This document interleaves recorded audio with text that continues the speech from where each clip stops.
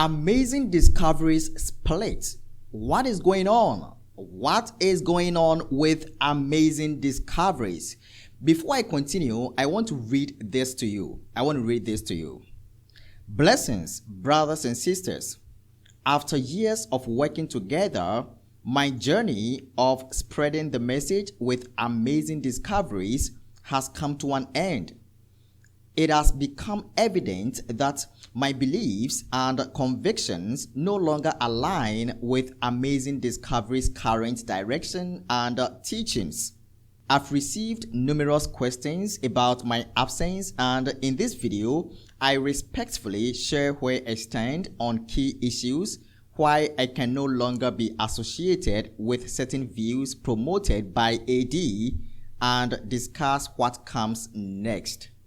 So the question again is, what is happening? Who wrote this statement? Friends, Matthew, as you see on your screens, has been with Amazing Discoveries for some time, and now he has officially announced his departure from Amazing Discoveries. He has left. He is no longer with Amazing Discoveries. So Matthew wrote this yesterday. This is an official statement coming from Matthew. So is Amazing Discoveries now teaching errors, friends?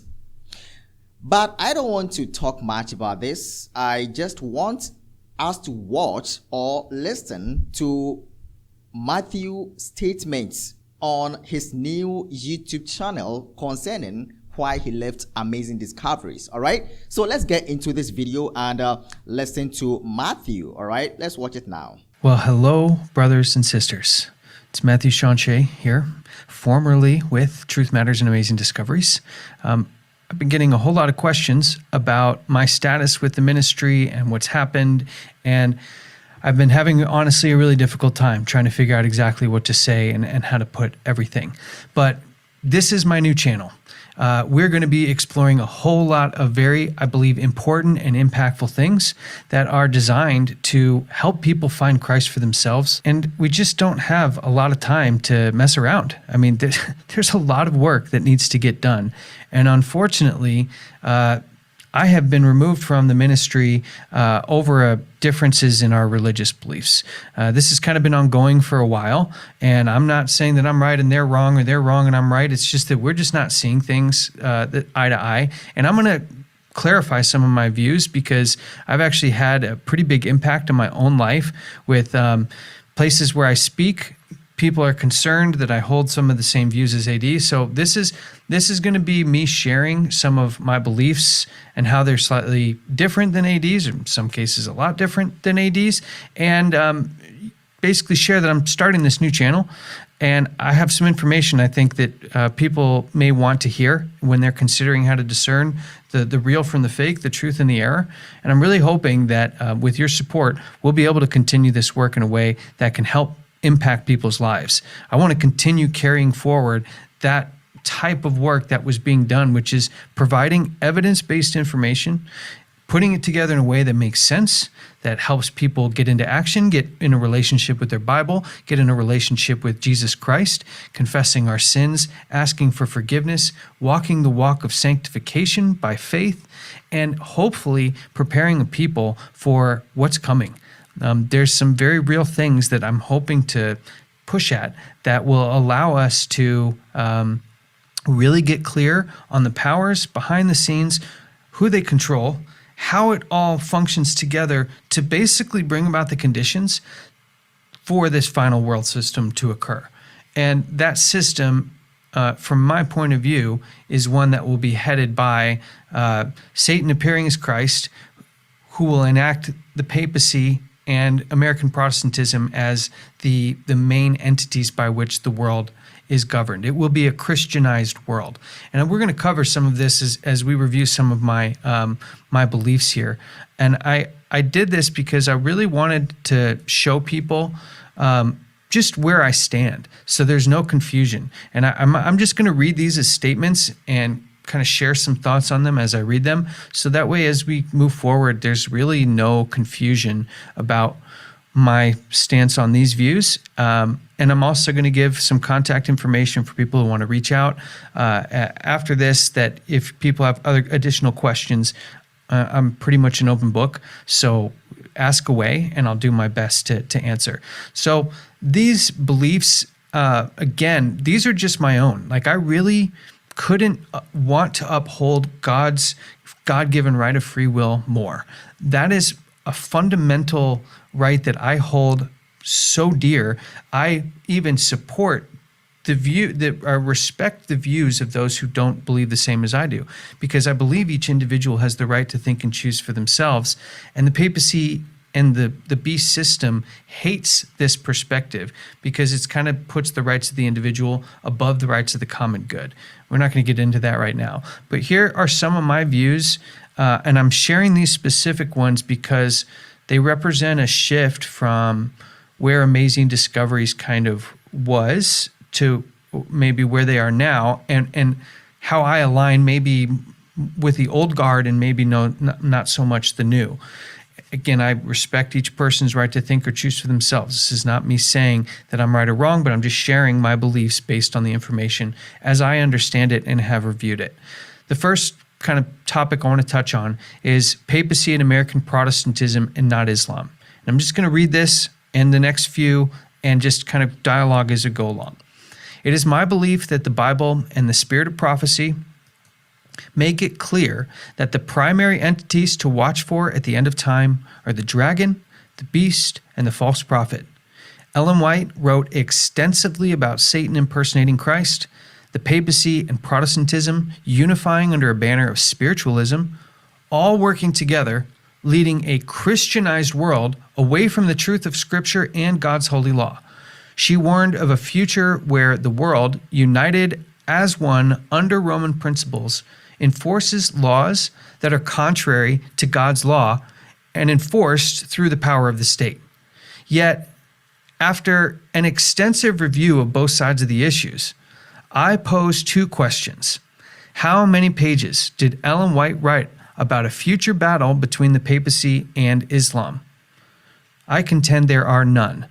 How much did she write about Islam being used by God as the only instrument responsible for all 7 last plagues?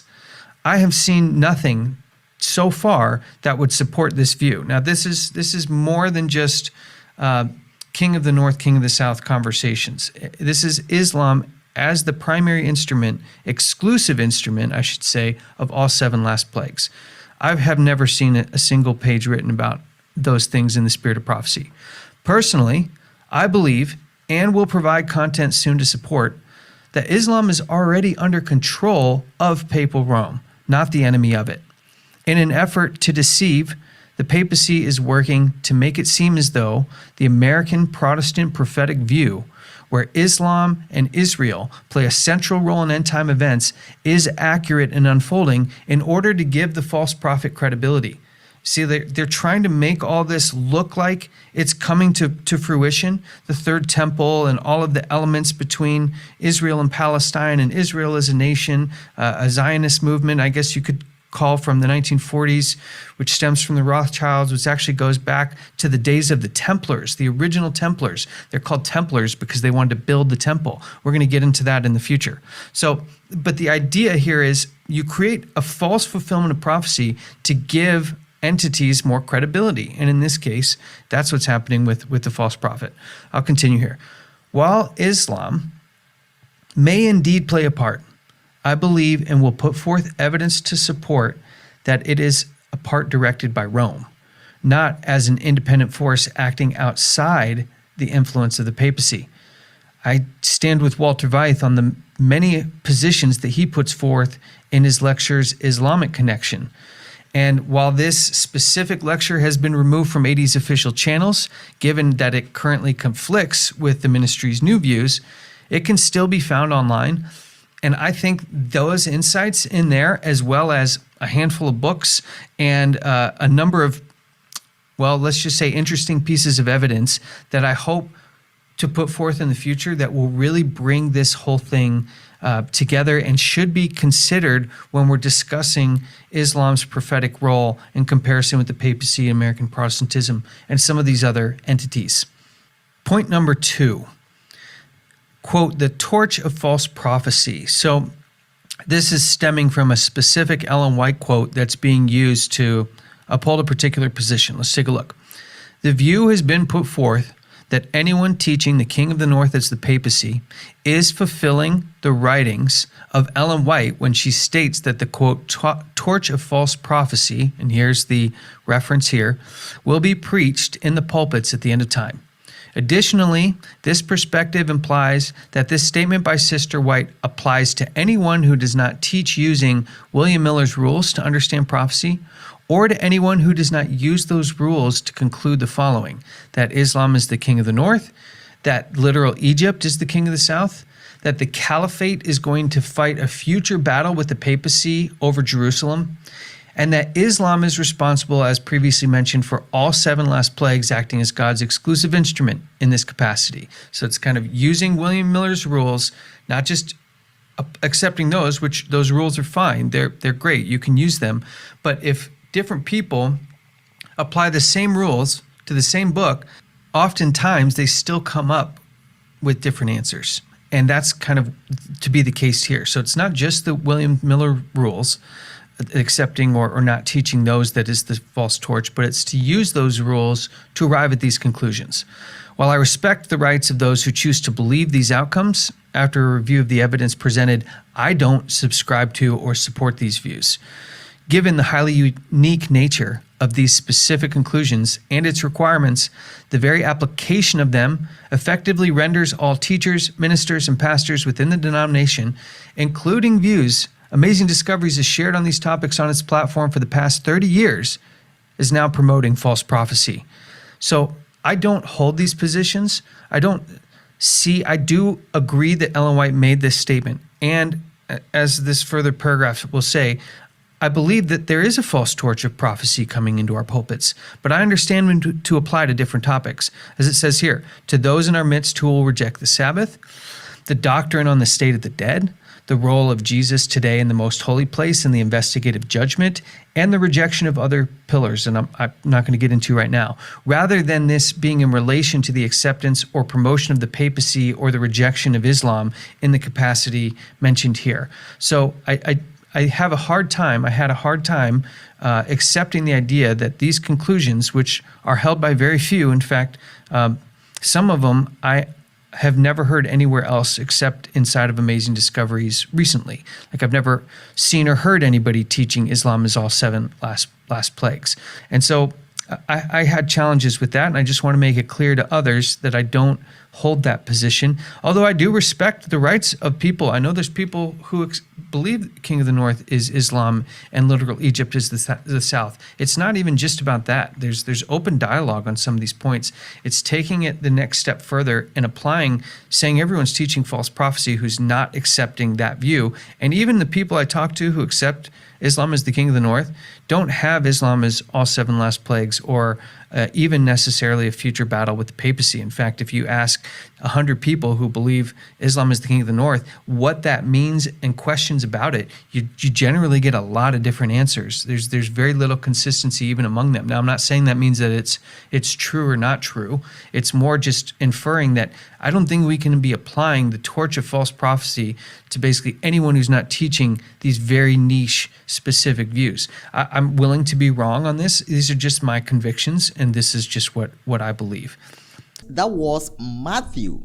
And if you want to watch the full video concerning why he left and some explanations, I have linked the video in the description for you. In fact, that is his YouTube channel, like his new YouTube channel. So you can be watching him if you are a follower, like if you really like how he actually teaches and how he presents his messages, all right? So you can follow him right there. But friends, I think this is not the first time people have left Amazing Discoveries.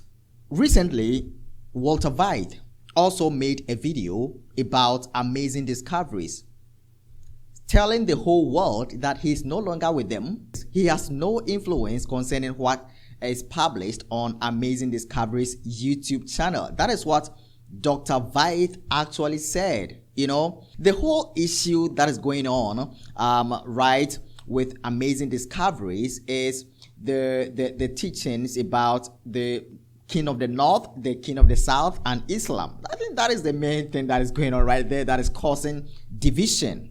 All right, but I think Dr. Vaith has explained these king of the north, king of the south, and like Islam connection and other things, right? So I don't think this should be a big deal. But in religion or in faith, people do have different views, and that is it. So friends, is the departure from Amazing Discoveries going to affect the Amazing Discoveries YouTube channel? Because now some Adventists are seeing Amazing Discoveries differently than before. Before, many Adventists actually believed like they were following Amazing Discoveries teachings and many other things, especially when Dr. Vaith was with Amazing Discoveries. But after Dr. Vaith left, and after some individuals left, like it looks like the Amazing Discoveries, even though they are producing good contents, good religious contents, it looks like some people, some Adventists have lost faith in Amazing Discoveries. And now Matthew has also left, claiming that some of the teachings of Amazing Discoveries actually, like he does not believe them. He does not want to associate with those teachings. So he is leaving, or he has left. So I don't know how you view Amazing Discoveries right now, but what I know is that some people, some SDAs are currently viewing Amazing Discoveries in a different way. This is all that I had to share with you today. As usual, I share with you events that are happening both within and outside of the SDA church. So